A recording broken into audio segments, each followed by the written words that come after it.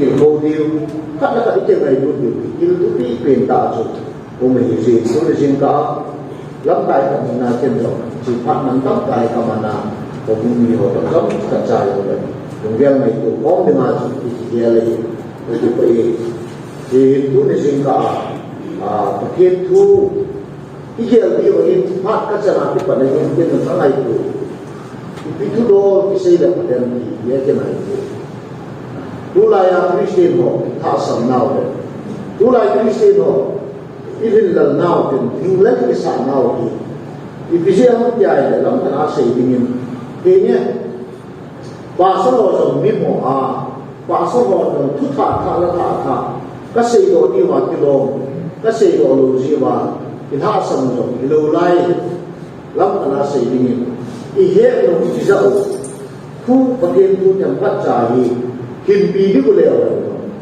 hang long cả đồng cho school cái nào ông nằm nằm college nằm nằm in bài nào nằm nằm hay đâu đấy minu linh ni paling cả đồng cho hỏi lại muốn nào cứu dùng đấy tạo sân thế yin thế xuân thế cái gì tiền là bộ chân in coi pi linh linh chơi rồi nhưng tôi thì xem đây khi nó thả tiền trong này cô bài của nó xong được vụ số hai sim khá lâu đến xe khá lâu đến cái thọ dòng này lâm phần là xây dựng chừng xây thì lúc nó sang nó bay vào trong làm cho thôn nào đấy thì dòng là bây giờ là ra thì là pha bay vào trong thì Pathenin là cho cô này ra dùng thì tôi mới xin cần ra trên sau và tha cho Pathenin tôi thì đi kèm Pathenin thì vào này thì đến bay vào trong bay vào cho dấu xin cho nó để có người phổ độ và xin phong của nó miễn cũng đi sẽ phải hầu như cái cả xin giết mà xây giết thì quay rồi na để các bộ thiên vào để các bộ hí thế mai rồi cho nên thêm mai dần sáng cả dần như vậy sau mà là cái hí không đâu cái ship không một cái Pathenin lâu như vậy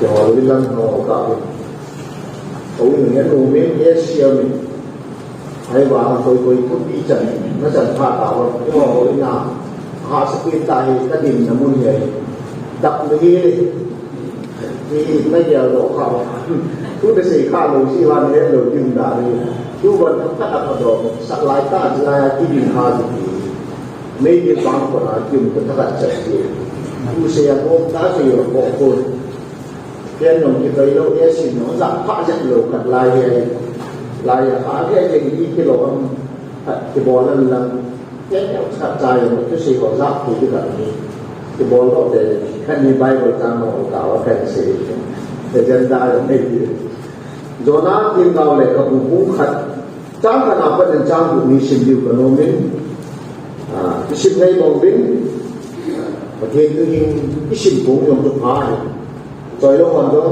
tên sim một ngày bên năng vùng khát trang cái nào khát trang của này kiên trang bằng sim cái đi mi pin trang ni sim là kiên trang cũng mi pin trang gì kiên trang là sim cái đi mi pin trang của nên sim điều gì và cái lâu pin là đi cái nô là đi và cái cái giáo còn lấy cái đại linh cái đại sim phong của nó mình đây nhưng cái đồ pin lắm sim phong thì cái bản cái đấy Amitai chapa zona hi ngak pakai tu se ông rungin kiki na seji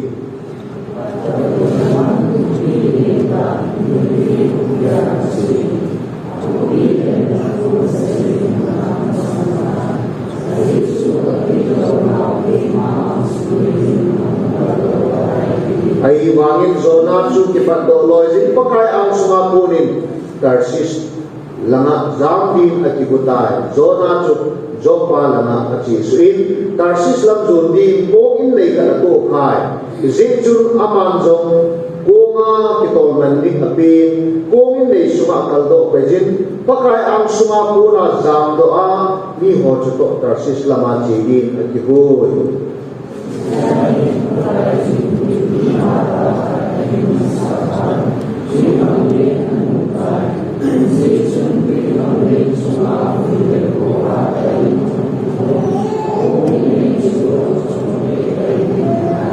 Pathenin kongin leya sabai te gejin akitsatabi ni ho chu ama ho Pathenin omcha khau so keji zong la kong nei chu azan hai the na ding ativin asunga til kiu ki sai hi tabong ko do se tu kham ne na asa ta ve zona mang chu kong nei dan kong in da nei dan sung nung lam pe a kum sein ki be chang abalumi ko ha halumin ai mil del dai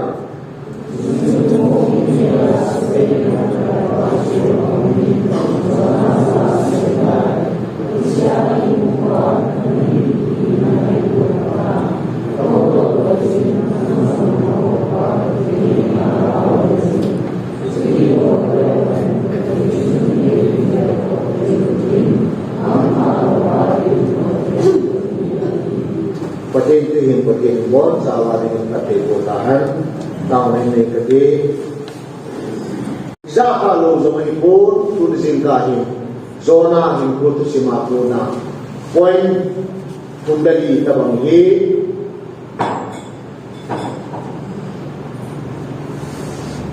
point kundali tabang hi ini betul kanomene zona hi apa amitai jin simlok tabin amitai sapa aki ni amitai hi tu sim ke jong yang baca pada sim ni mi kita mi di ni ama pa hi sapa ani tu zona hi apa ja elum da cha chi nama ni ba cha hi ruwa se ni zerfat di zerut nama zerfat kwa hi chen ni bin ai ne ama ho ache na sumahi even al zona hi lungse ong ta chu yam jai apa amitai hi zona neolaya thiai ta bible da nai le achi le si chu zo ni kan ta che te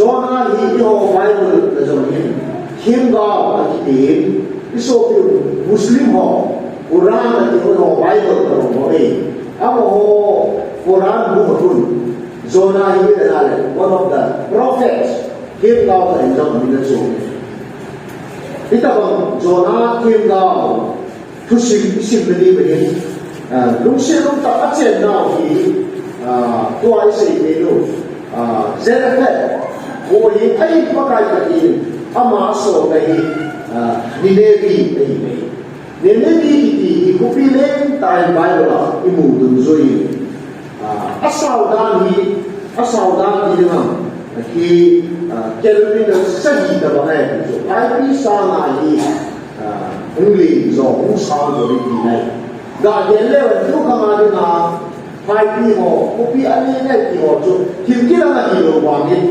bc za ra som ge ti ho za sa hi som ge na ma ti ho bel ka la ya kilometer sahi bel la ki zo e ku pi anu te yo chu ku pi poi ma ma ku pi ni ka ma ma ni ta sa le chi ne ne ni ni Bicara kita solam dan bulan kisah na hati ni, solam dan bulan kisah na kopi lada ini, sumber bayar dengan kopi tu dia ini. Misal siapa dengan ini jika kaya dengan tu, kopi koi mama jadi bang, kopi mama jadi ini. Ini dua isu zona ini beru ini, Bible tu dengan Old Testament cerita ni. Kings ki ho leke khamlai la nai Eliza ki ka musimi mudi we Eliza Zarephath kwa meikhai pi Phatthei ko atu de meikhai pi ka kai na chapu Eliza kutu sala Eliza ko na meikhai pi Phatthei ko ka chan da tu simje ta be se ko ka ni ku long mi la Thảo quy về trang mặt để sang lúa ông tu sinh thực hiện đó cái là luôn cho ông hồ giá về tradition group ông hồ để các bu quay hồ mà đi mua thì hiểu để các bu vì nó xỉ nó chứ phát trong thật cho mình khai pi cho ở trong bà thì ở trong bà cho đi ra đi vào bà tu này khá hin độ kia đi dòng trên cái ngủ này itu mereka pun tradition tu kita saya tu zona ini Eliza kita anh đang được xả qua chắc băng qua cho anh gì này chút kia là amita zona pa amita mata anh chơi ta chắc đang dùng này được ba vì chỉ ấy này amin kip halu zela qua bên hai bị ít đâu chú không bị gì kể cả thì chỉรู้chắc pa zona chơi được là thì tao kopi nên cái kopi ấy bắt cái Phatthei không khăm khăm không là thiên đạo không bằng zona đi bắt covid chỉ là nên cái boy thì thu về xây lên kiếm được boss là cái bạn xây lên kopi cần là thu về xây kopi tao là thu về xây kopi gì là thu về xây ở đây vậy là nên cái kopi cái bộ hình zona thì अच्छी bộ này nên cái là số bài tarsis làm cho अच्छी số này Ibora zona hi nên cái kopi như này chỉ lo hình thế karena apa coding message thì pa nó thu là vậy dem nó thu vậy gì đâu nó thu pa lo nó thu xây dựng quay mà phải không là vậy tôi đang trong chúng ta có một Phatthei tu xây họ rồi mi ngày nó không mình xây ra thì mi luôn xây này mi ngày nó không mình biết nó không có cái xây ra mi rồi ấy cùng nó mày là mình cần gì nó đi đâu nó bắt đầu nó hít đi ra này là hút đi ra là hút đi thì họ xây dựng vấn đề xây dựng mà gì nó được ở đây chúng ta bằng thu chúng ta qua là cả na cái unwelcome creature này liền cái gì đâu cái này ngày lúc cả chân đâu cái này các xây tổ mà là lúc trăng là cổ kia cô là lúc trăng thì nó tìm rồi được ngoài cô đi ra là chúng ta còn đang làm thế này bắt qua rồi cái hình của cái sai hít không đem đất thuốc xây gì quay mà preacher thân đục này rồi quay mà Phatthei xây thân đục này rồi rồi này ra chỉ đúng rồi anh đã chỉ là những copy nên cái gì copy thì số đó là những đúng lắm thì cả chế là hít không copy quay mà xung quanh đây là muốn phát đạt xung quanh đây là muốn phát đạt ít trên siêu mất đi ai nói thế ít trên đâu trên cái siêu còn nó đi ít là hào rồi thấy đi muốn copy ta ấy gì cô ra là zona tổng gì Phatthei tu xây ra mi đem nó thu sana ai nói là mi hệ sẽ nó thu sana yang ni na asa na tu sang thì chỉ làm cho họ cái chuyện là business cái bộ là xung quanh cái này là kiếm tiền cho đấy yang mà anh em mấy cái vì do nên đi khổ số đi phải rồi tôi xin mong cái đó cái các cha này gì thì chỉ nên đi khổ đi thì mong khổ đi phải rồi Australia khổ đi cho thì hết thì bên đi tu lại ICCU Himani group tìm dòng rồi mình tham gia vào vấn đề sự hợp lý ISIS cũng bị đồ nó muốn chụp cái Syria cầm chụp tôi đi là tôi nên đi cầm chụp thì hết thì chúng ta đã ISIS xung quanh đồ là cũng là Christian đồ là đã sắp ra thì mới bị chuyện đồ là hàng sắp ra mà ISIS về cũng quần đồ là foreigners ISIS xung đồ này là nó sẽ tạo ra là Syria đó ai làm này chúng ta bằng copy chúng ta bằng copy rồi chỉ muốn thế nào tôi đâu phải rồi bây giờ nó đi đạp xe thế nào chứ hậu cung chế mà hậu cung tha ít ra là hospitality ít ra là băng đâm ít ra là cái bà nó các bạn ông là hậu cung ai chỉ nhưng tổ hậu cung là sắc ta hậu cung hạ sắc ta luôn giang đi lâu tất cả của là chỉ mình chối rồi là ni nó chỉ gì chứ cô cũng đồ cô cái này đây để chúng ta bằng chơi gì chúng ta bằng copy không phải sử dụng trong lâu không sử dụng trong lâu chúng ta bằng copy cả này mà khi mình số na chỗ này số ta này anh ấy chỉ phụ này nên vì sao mình đã sử dụng đó chỉ và tiếp theo ở đến sự này là lý do đó chỉ lúc đâu là gì mà nó đặt gì copy chỉ lúc là copy rồi chỉ lúc là cái copy rồi chỉ là cái Phatthei nó sao thì chú mi chỉ nôm na chỉ mi chỉ na chỉ là này chỉ lâu chứ bố nó làm sao rồi là chỉ đến cái gì kiểu chứ bác cái thứ gì chỉ lâu cái bố anh này lúc nào đi so cả trong lâu bên bác cái nó được cái này rồi nào cho lúc ra chỉ đã ra chỉ là gì bố đấy ai cái nó chỉ bố cái gì nó cái kusum kilo ai Wadin say para sa inay. Zona pa abitahi. Zona sa pang sahi layahi. Hiche kamfuahi boywa. Hiche abitahi so hiche nene di ko te boundary ida tigamgi na mun kalai. Imun lo mun kami aticho. Aticho Israel mun hi nene di ko bite force gampuai boy na laba ala uhen hiche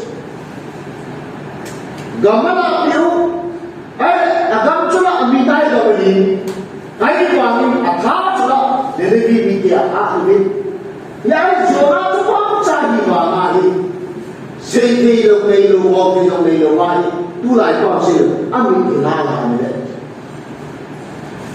kes ki tieng le amitai zo si manpower ki ding le nene bi ke na zo si ya nene bi ke zoda pa amita ji ama ba ahim chama al ka le ma tam ba hit ka chu ba hi ken ke nya khao a bor ba hit ke ka chu ka na khai to ba noi la ma hi Athu ba ji nene bi ku bi ke abolpeh kumit sik nahi jong la bol tak nere dia che ISIS corona sik ho kimoni kimme ma ma hu puno na ichi kumi de hikya ya tu ba apa hi namitai hi abung pun ma kai tatai chama lo da tet da hichi zora chapam chahe apa ibol de hu do ni ho jong le jet gi le no apa pura ni di jauh le ama kesenangan dia ami bila apa lo di benten hincang semua apa lo nanti sendiri ko amua kita orang tak diversi apa ami taiki zona ami tahu ni ati tu ini yang kasih lo tu nene di hohi di zona lo tu macam businessman hima lo bai chilo ma aku bi dem da chak da se ning mun ni lawai hi cho se mun ha sa minum chak pa ho alam ka ma hi je zona hi cho se tu ma pa ta de ko ji a chilo ko le pa tai pa ni se zona chilo hi chi ko bi ke ho na ya da tu ka se itu kopi aku tak kelakar lagi. Jadi, zona ini dia lagi. Nama dia seperti ini sendiri. Aku tak kelakar lagi. Nanti, zona itu mana orang kita nak? Ayo ciptau ya, itu dari kopi. Aku tak kelakar lagi. Oh, dia nak lagi itu. Zona ciptau boleh aku tak kelakar lagi. Jadi dia lah apa pun kalau so Phatthei apa pula ada kita kaji lah Phatthei apa lah kita biji dari Islam tu Phatthei ni orang ni kosong hai sab ni orang ni Phatthei lai sab orang hai sab itu orang ni Myanmar lai kan dong kan Kristian kan apa ni dong Kristian kan buat lah ahas pintar aja Myanmar lai kan ni zona hibe mobilamente a prophet people se senta se por Bible da what the prophet came out of maybe even in the Quran jinga prophet here what can you say to him there apart from what you ngai dam zona ni pula no na kila kapag kita lezobu kacina pong le patin na buwan ini Cina ada umin leya sebab dia tersis lama izin ko tu izinkan dia tu karena zona hidup puna ia orang dia Kristen ketia pakai cara dia pasal itu cuma boleh itu masuk kiro ibarat ibu kemarin lah kemarin disoal si ngaidam jauh di pakai ni ngaidam di pakai bot sampai pakai bot kan tapi kita ada ni ngaidam jauh kan zona bang sudah naik zona ni kemarin isil tu sudah naik ngaidam zona naik isil tu pakai kapula kapal pula apa aku bija itu sekarang apa aku bija musuh tak tahu apa yang kita ibu makan dalam musuh tu ni hijau pakai cuma kecira pula email mah ibu dah orang hilsiru dengan dia tu ni zona ni dia Phatthei na soal sedikit kita orang ini, ayam nam tam zona sama zona ini, kita zona sama zona ini.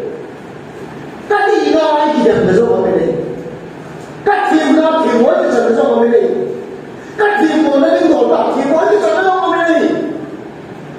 Ayam itu mah yang sena ni hohi, naik tam zona ini, mungkin tidak jauh. Ayam Phatthei na Secy, ngaidam zona lagi yang baik. Mungkin dia langgar kopi itu, ini Phatthei itu. Kalau orang tidak itu, tu hak tidak. Tungsi tak di sini. Jangan nak tuliskan dia lagi. Zona ni apa nak isil tu, number one ngaidam zona. Ama banyak. Ayam kita berbubi kilo, anggai dalam zona bahi, duri Kristen di zona si, ayam pun eibohpeh apa, ngai dalam lagi tinggi, Phatthei nak pun, Hiche Phatthei cakap ada ini boleh, mila dari itu ini boleh, Hiche ngai dalam lagi, Hiche cun ngai dalam zona ini aje su, boleh ni adalah tersis lama cina ni. Alungyan bangin cheh langit padiya ko ni kana atau doa acita to manapi lai tanbe ko yang Phatthei am semua zam jo na anina ko yang Phatthei am semua zam jo Phatthei na pun itu zam ni tiada zam jo lo ide ko mawale lisina Phatthei ni mati ko na Samsung di evaluation, Bible tu supaya satu. Ada lagi perkara semua pun ada siapa yang ada siapa yang Jadi kenapa tadi siapa pun ayam siapa pun. Kau hak Phatthei mengalah Samsung. Zona tu Phatthei tu biarpun Phatthei am semua pun zambi aku ni, ayam zambi aku ni. Phatthei na pun sampai ke ko na ipan kisah zona ko. Abo mo yung tusmi na Phatthei ko ako na Phatthei na pun sampai buzo si ko iman ipada anak sangko. Phatthei ni Secy dia kan lo na apa sel dia kisah ko na. Phatthei mandin na ko na Phatthei mancari na ko na Phatthei na tu sampurna na ko na Phatthei ni hoya dengan betul dengan negara, ayat mana zaman negara yang nahi ko kipada liyo. Koi mak Phatthei langsung azab tu. Ini tu Phatthei ni koi sola, Amerika itu zona, neneknya kupile, cuma aku pikir dia tu kesedia, asolan dari zona, itu tujuh, nasa lagi jam seni. Dia tersis lama hunta. Zaman tu Phatthei na dia pilai na baik Pathenin ama khela hui pi pian soi zona bi kicha na le za na le asai na pe ma ti o su ro le zo ma cha koi ma cha pathina ko na za ko ho ko ki ho pi thei Pathenin na se ngai lo ari Pathenin ki ho pi thei lo nan soi le ija ko pi ti ko ke ija koi la pi ki ho ki la ija koi hui pi ko pi ki ho ki ho pi ke no hui pi ko ki ho ko de ki rin ti ko te de Pathenin one ma ai ta cha pa zona de be ki ko pi le ta jin ko pi de to na sai na ti lai ta a chi bi ma pa ki zo Hiche na ha ti ko nei Pathenin thu sei ka lo i bian so la ei ka chi le ki ka ti o pi ha te ko wi ki ko pi na ka chi o ya de wi ki ko pi an so le Pathenin chu ka wa ta na Pathenin bi he ma ti de zo bi he ke Pathenin ka ti de te zo ko me Pathenin ki de zo ko ni shi ma ko de ke o pi te lo wi ki ko pi an so la Selain dan mimpi kisah langsung, mimpi kisah langsung baik dari sebelum langsung, kumin ni, toh jauh alungthim lapa, aku setahu ni, kong kiti, kong piahi, kong kaikhomna, dia business di bawah mana hidup dia, kong suatu hoses, koi masalah ni ada ni lu Bom sahabat tidak nanti cinta. Wahai jika tidak nak kain lain, saya pun bukan pengen bisa kamu ni tidak ada ni cerita. Asyik cukup kain business center. Tuan kan kita lain, lakukan kain lain, akan pengen lah ni kamu ni. Elungthim alam ni kunci. Elungthim tidak nanti cerita. Jika mau aku nahi kai cek kiseidh, jika mau aku nak cek passport kai jouse, jika tu aku nahi jingkah, kini ada ni, kini nak kat ni cek uhen ni semua tertuai. Mau pilih loi, alam cunglangan lunggian ni, akrol cunglangan lunggian ni, cek itu uhen ni semua tertuai ni. Sana dangka apa? Ay tilman ta ko pa kita bang ta su kinan na cek to ni ay bamen zona pakina ko na sa ko che pakil ke ubi de lo ubi ko bien sota kila ta hi ho ni sa Bible che na ba ni ho ni de tui khang le na sun atil ho aman tam til ki sa khi ta ho zo che Tui khang le na asat pa ni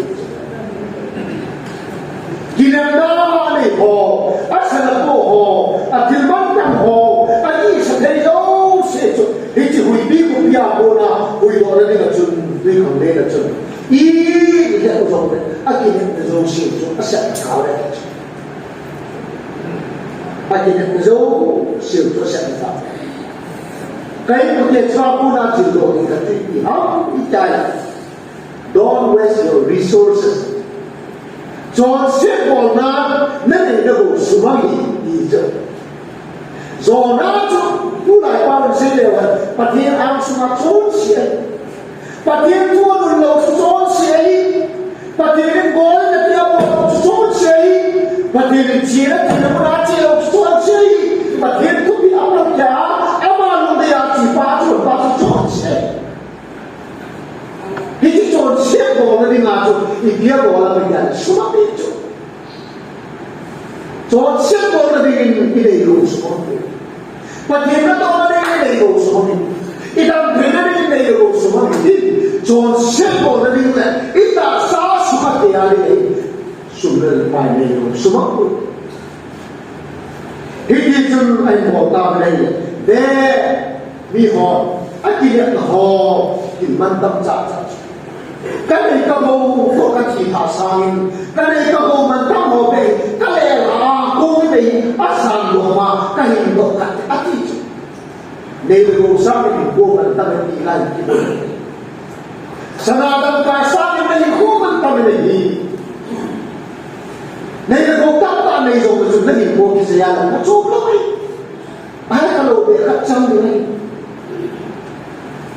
anh tâm tiền chuyện khôi gì kia thì có được này business này họ Allah rule yang itu on de doni akibat kezo siu suke ini oh kaikhomna kata di zo siu apa itu tahu ini asal dong kaikhomna kata itu aman tahu sih koi tak jadi ni hozo siu cuma pakai koma tahu koi Hiche Phatthei jangan koi amama zona tu Mula nam pe komi me mamang kan no tari muni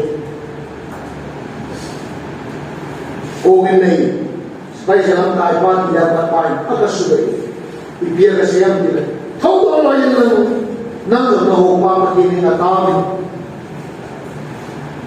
tahu tu orang be selain guna tu zona tu ni orang ni yang gozo seberi montan zona ni kini ni Aziz Allah meme tak begitu, kaki siapa meme tak begitu. Jadi business boleh belum? Apa orang kalau business boleh kita ni ada aksi main main biar ni. Zona ni masih tak boleh. Mina orang sedang ada rumah tak lai itu, tuh nak siap apa ni? Selain guna ni lah jelo, ini nak ada itu ya. It's siap now le, people came to me now him. Is it the way out? Minta tak suka ni. It's siap now le, people came to me now him. Is it the way out? Minta tak suka. Let's all see now. Let's all see too. Now say Senegal to Lord. Tadi lagi. Let's all see now le, Keja kasih kasa ni jadi ni pasukan. Zona konsepnya, zona pakai doja, zona pakai jam senja. Kau kalau kita tak leh tak mantam tak kacau. Dunia yang nak lagi, pakai itu le, pakai luncang kita nak, pakai luncang isu kena isu dah jadi. Ini jangan hobi, isu saya jangan hobi. Hobi jangan hobi, insumi jangan hobi. Nanti dosi amsi kian kena nilai mana pakai gor sampai ini zona kesimapun lagi mereka. Jadi tu sebenarnya, ngai dulu tahu mereka. Saya sampai tentang, dia sampai tentang. Ayah orang tu sebenarnya saya pun Yang kau itu sampai kita semua zaman dulu. Azam orang kaca dibakar beberapa Nina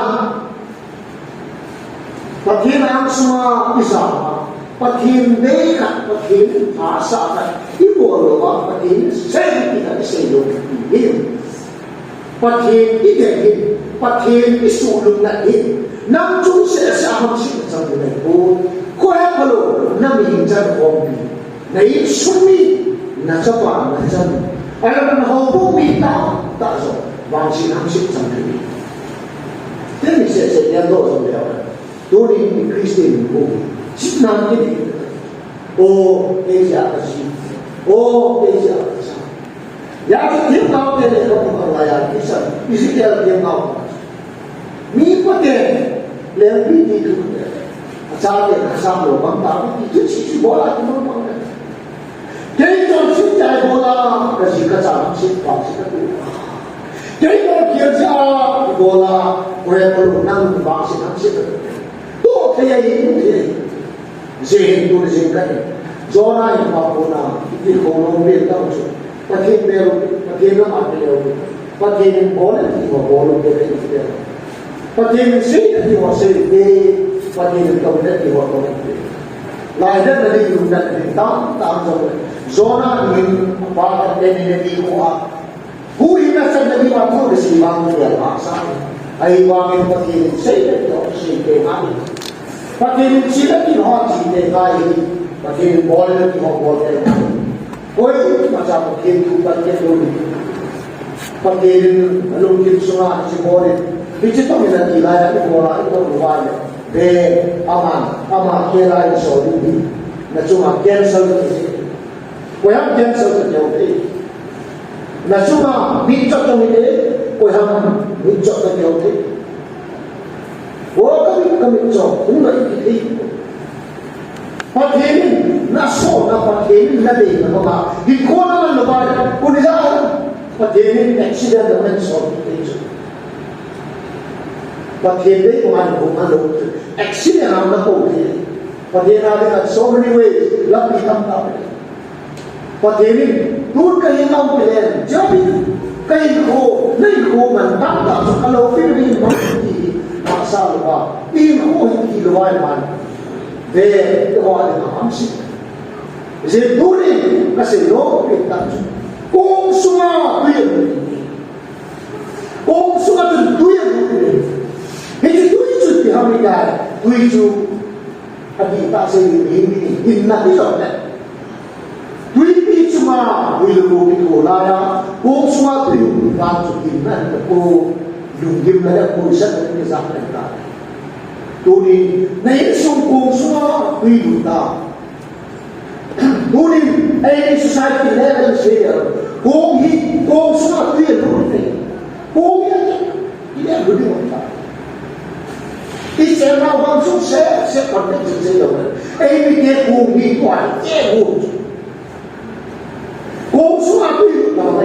Nung ako sa mga kwento, ilong lang. Hầu tăng tại đây là hầu tăng tại quyền đúng lúc thì bây giờ là kẻ không thể tôi đã tăng luôn cho làm kẻ không đủ đúng thế xã hội là gì đi mình hiểu là khắp bề biết phải chìm từ nào là cùng khả năng khắp bề biết phải là chìm làm cả phải chìm cái nào là về tôi đi năng là tùy bị bỏ về đây này không và thiên lúc xếp ra là và thiên bất thể bộ ra là phải là im được này không Hai mula min sak sayo chen ba in ba sayo yu ba ne sa ti ho ba in chen lo se se ti ba sa ti na ke school kaya sa ti na ke ma ko ro dunia hai su na na pa ko te na ko ya de hi hai bi su bi chen na ba but yet anywhere wo do sa ti lo ti ai ba na hi chi lai church no su ka ni ho na na ki na ni ya hi chi lai su ma Israel kopi semua, tujuh nama nama, ya. Tujuh kita ada walau ni. Israel church ada nama, kapten hohi church ada nama. Tujuh pun ada, kuat zona tujuh kan. Tiada tujuh nama, hohi Phatthei, tiada hohi Phatthei, tiada hohi Phatthei. Namja tiada hohi halal. नहीं बनवाई ना तो शुक्र ना तो तेजा हो चाहे हो सुआ कुंटे लगे साल ना तो दी बुना बोलो तो इसी का तेजा बनता ये तो चाहिए ले इतना कॉमना सोसाइटी ऐसा हो रही ये ना हो सुआ ही अब आते एक सुआ Phatthei को क्या Phatthei एक सुआ Phatthei बोलो एक सुआ Phatthei बोलो नहीं Nanti lah isu pakai Phatthei ko cantik koyal, naik suku kebo ni. Lalu apa macam sina, kita apa hal saat ini? Nanti macam kita lom, nanti macam hal lom, macam yang nampak soda ni isu suku kebo ni malam. Nanti hukum semua ni hal lom, nanti hukum semua kita lom, macam yang nampak soda ni bila ada ni. Mina ni ang sana kini kasama. Pagkita na ni muna ni, kada pili na ko'y kiti. Kaasali na, itula dyan, tutula. Kung ba'y natin, nililin ko sumat na sikaw ng kini. Yan din, ta. Ha, sa ta. Pagka nagawin tayo hindi sana. Hikuhay na, hikumakay tayo. Imansay kayo mga pagkain natin sana. Pagka yung sila, iya sila. Idampe, ihatpe, ihoype na yun. Ai thấy rằng in sùng cùng kia rồi, hầu cũng kia rồi, Now people get it. Good citizenship. Good citizenship. India is everything. Being an Indian citizenship, India means good citizenship in life. As a Christian, what I church the church a good church never in life. Good church leader in life. To buy tourism. They are Indian municipality. They are church municipality. They are nation municipality. Tourism again also as I am Zona in Paponi. Ile only Papayabini. Good citizenship. Good church membership. A good family member. In Sumadana. Family member. Home member.